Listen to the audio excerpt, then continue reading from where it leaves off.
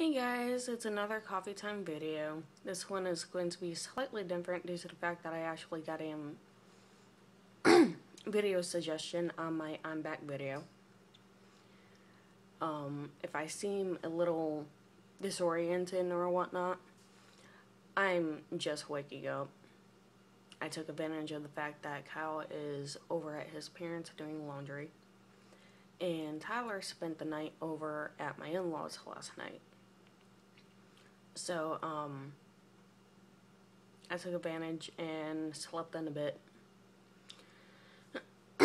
So I'm still my zombie mode that I call it. But, I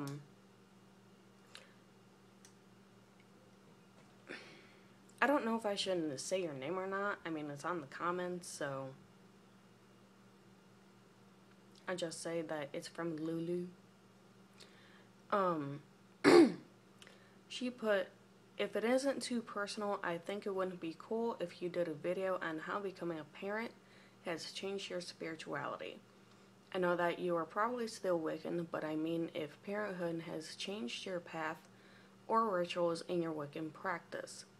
If this is too personal, I totally understand. Okay, a question like that, just a heads up, is not too personal. Now, if it was something about like my actual personal life, like the side that I don't really mention, like what happens behind, closed doors, that would be too personal. That would be way too personal, and I say no. But no, it's not too personal. That is actually a legitimate type of question. And to be brutally honest, with myself and everybody else,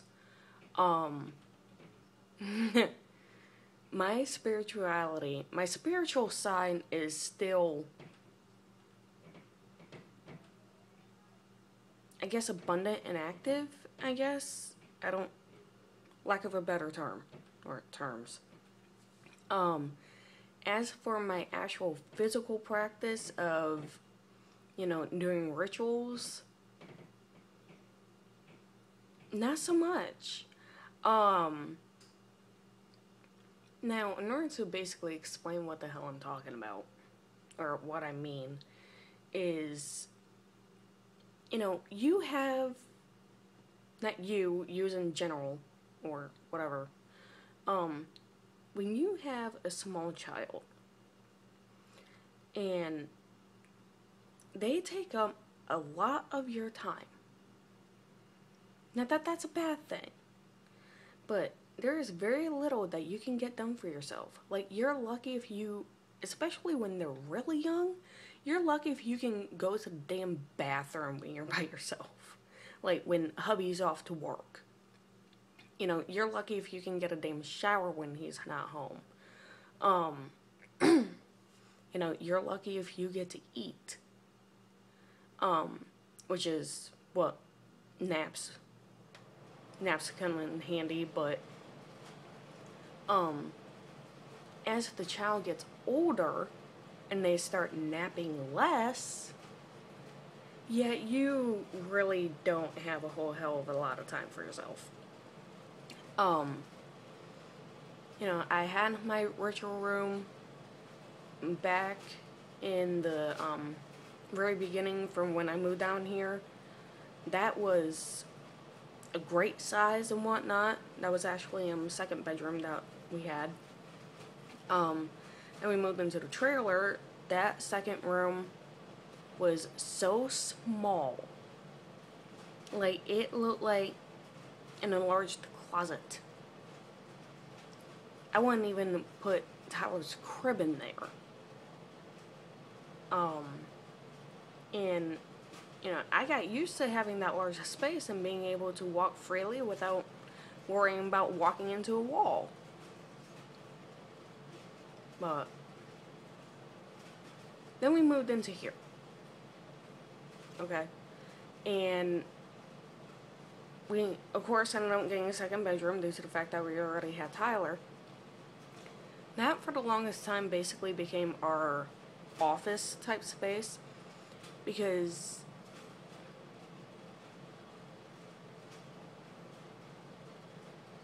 I'm getting totally off topic. But this apartment is nice, but it's very, very compact. So a lot of the stuff we were not able, or didn't think we were going to be able, in order to put everything like out here in the living room. Like the desks. Yes, we have 2 of them. And so we put them in there. And then around the first of the year, that became Tyler's bedroom. I think it was the first year. Actually, I think he was about a year old by the time he got his own bedroom. I was very, very paranoid. That's another thing. Becoming a parent can also make you kind of paranoid. You know, you try and sleep and, you know, child makes a peep and you're up in an instant. It's like, what's wrong? Like, even if they're sleeping soundly, it's like, you're in, I don't even know how to explain it. It's kind of extremely light sleep. It's almost like you're not sleeping at all. Yeah. You have to be extremely careful with, you know, some people say that you can bring your children into the ritual and whatnot, and that's great, but I would save that for when they're a little bit older and they know, you know, how to sit still and not touch certain things or try and put certain things in their mouth, because that, I won't be able in order to make him a proper ritual or, you know, actually have it successful, because I'd be paranoid that he's gonna pick something up and try and stick it in his mouth. And yes, I know you can do ritual, you know, without anything, but if he is like crawling around trying to play, that's going to disrupt you as well. I don't even know if this is really answering your question. But the physical practice is not really in existence right now, because of the fact that I am home with him like 98% of the time, which is not a problem. I chose to do that myself. I told Cal in the very, very beginning, before kids were even in the picture, that I would do this. And I kind of figured that would end up being this way. So, but as for an actual spiritual practice, I mean, I don't think that just because you stop physically practicing, you know, doing rituals or whatnot, I don't really do spells. I don't think that that should mean that your path or the length of time that you have been on this path ends. You know what I mean? As long as you still have your spiritual side, you know, you're still thinking of the goddess and the god, you're still, you know, having your conversations with them, whether mentally or, you know, out loud.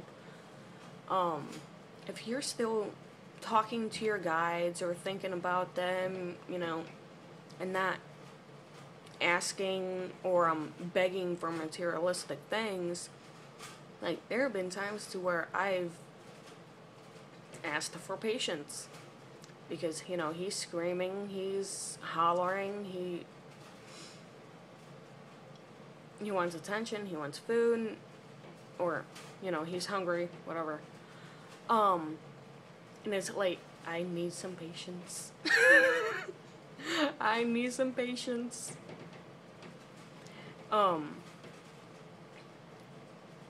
But I think the spiritual side, is should definitely be counted in that practice, if that makes sense. I hope it does, because I'm trying to make this make sense, and I don't know if it's making sense. Yeah, whatever. And if you hear anything like outside or upstairs, our neighbors are very loud. Like, our neighbor upstairs was vacuuming her floor at like 10:30 at night last night. I don't know. But, yeah. Ooh. What was another thing that I wanted to mention? Oh, going outside. Yes, going outside is amazing. And it is definitely something that I need to really be doing. Because of the fact that, you know, staying inside, cooped up, and not really being active, that's how you keep all of this. Just letting you know. I remember a few years ago, I was taking walks a lot. This was back when I was living up in Connecticut. I was taking a lot of walks, and I never had this problem. And now I do.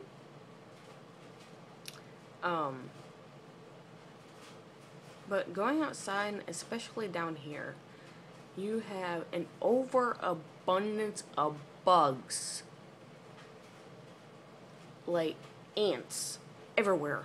Like, not itty bitty little ant hills, you know, that it's like, okay, we won't just walk around them. No, you have like mounds, like huge colonies. And it's like, oh my god, and I don't want them on me, especially if they're fire ants, because you don't know. You don't know until you actually see one. And, you know, trying to walk outside, and especially barefoot, makes me slightly paranoid. I remember shortly after I moved down here with Kyle, sat out on the porch, and I had this bug land on me that I didn't know what it was, but it looked like a damn cockroach. And I explained it to Kyle afterwards, after I had my little freak out panic attack, oh, get the hell off of me. He told me that it was I think he called it German cockroach. And it's like, I don't care where it's from, I don't want it on me.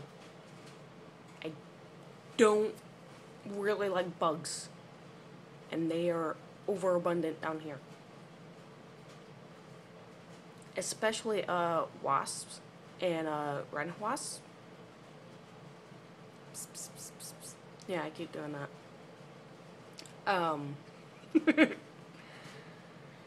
This is a very long-winded video,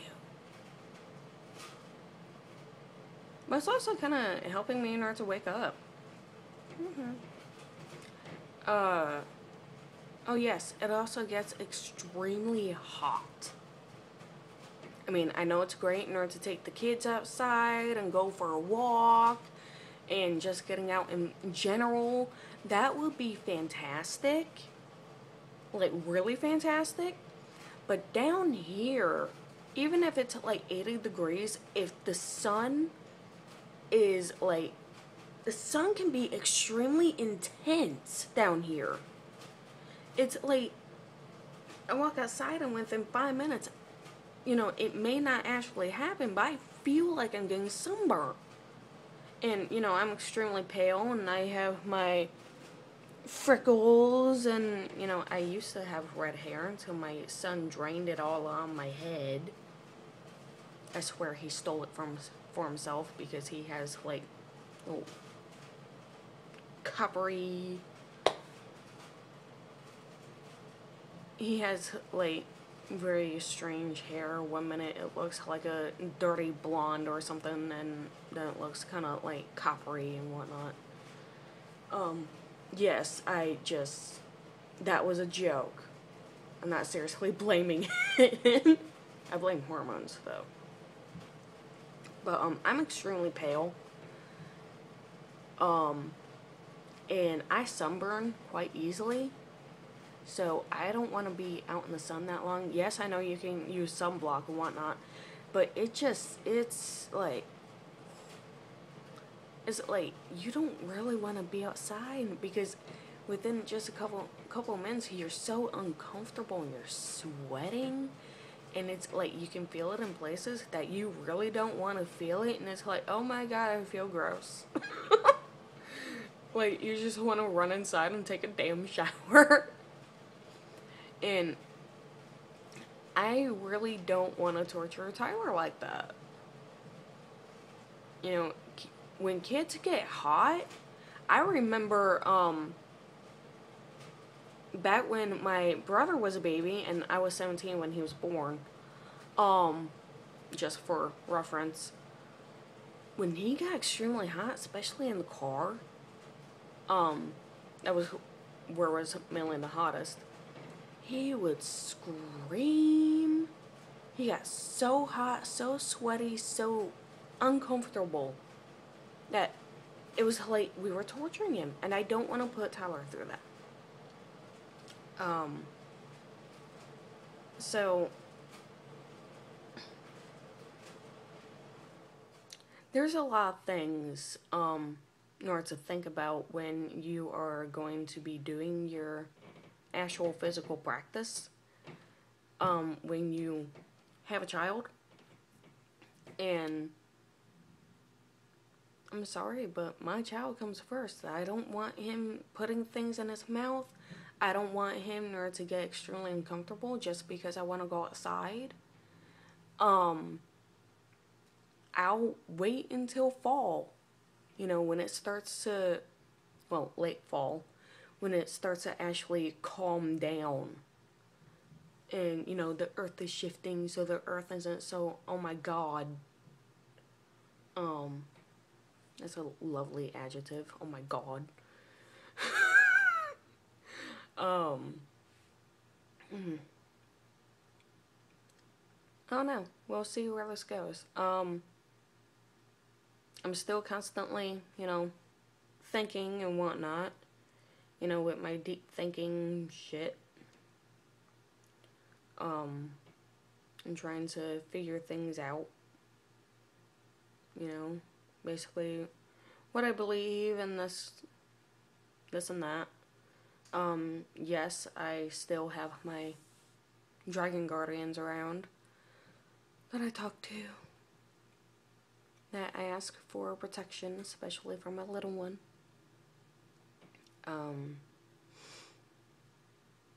And thank you to all of you who have said that Tyler is extremely cute.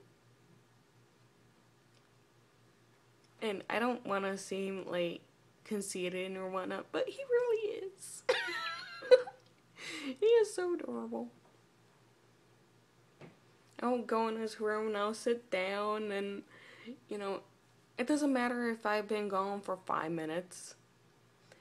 He will generally stay within my vicinity. And about every 5 to 10 minutes, I'm getting a hug. It's cute. It's not so cute when he's fussy, but that's the only downside, is when he gets fussy. But he's still cute. Anyway, if this did not exactly answer your question, please let me know. I know that this is like almost 20 minutes long by now, and I'm sorry. I thought that this was gonna be quick, but you guys know how I am. I get carried away, and especially when I'm just waking up. I don't know.